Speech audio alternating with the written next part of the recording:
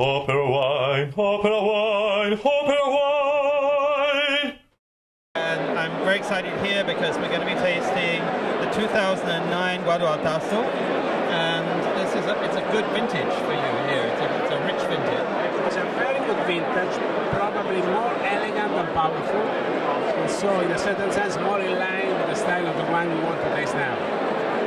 I never understood the name, where the name came from. I always thought it was just one of those Italian names. The idea of the badgers and the stream. Yes.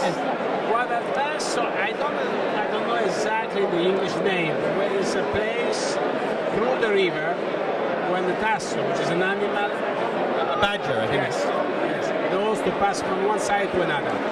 It's very cute. Can I taste the wine? Marco is with us, is our maker. So what we're tasting here, basically this is a Bordeaux blend. This is a Bordeaux blend, it's Cabernet Sauvignon, Merlot and Cabernet Franc. The majority is Cabernet Sauvignon, the 30% Merlot, and a touch of Cabernet Franc. What does the Cabernet Franc bring to this? The Cabernet Franc gives some spiciness. It helps in giving to the wine, especially at the beginning, some roundness. And I think it's very important because with the Cabernet Franc instead of Syrah, the wine improved a lot in terms of elegance and in terms of approachability. What's fascinating to me of this wine and of some of the others I'm tasting here is it's made from Bordeaux varieties, but it does taste Italian. Now, is that, you say of course, but is that purely terroir? Is that climate? Is there anything you do in the winery that makes that happen? I think both of them, terroir and climate. I mean, when you take a variety and you grow this variety in another place, the place has an influence, especially if the place is the right one as a character as Bulgaria has. But it's almost the acidity that I'm finding in this wine is what I think of as a Sangiovese acidity, but it's actually in Bordeaux grapes. Yeah, you know, when we grow Cabernet in Tuscany, we say that the Cabernet Tuscaneggia. That means it tastes as a Tuscan variety.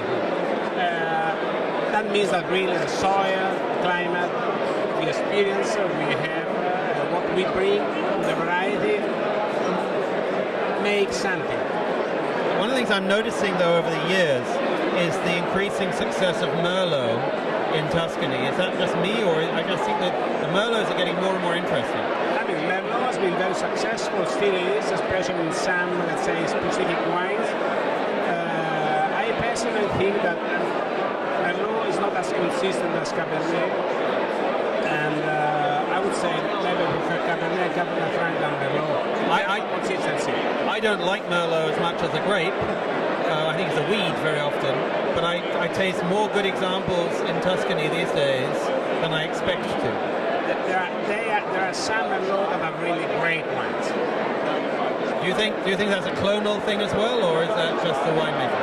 No. I mean, the clonal selection we have in Tuscany, the same clonal selection you can find everywhere. So it's the place, and of course the winemaker, but I think the place really play the right, let's say, approach. What I like about this wine is the softness of the tannins. There's some really, the bright acidity I mentioned, there's definitely the black currant and the black berry flavors of the Cabernet, the two Cabernets, but there's definitely an Italian herbal character to it, and then that softness of tannins, which I think is the modern Tuscan style. And the oak is very it's not too pronounced, it's very subtle. And we have a very good winemaker there. Congratulations. Thank you. Grazie tanto. Thank you. OperaWine, OperaWine, OperaWine!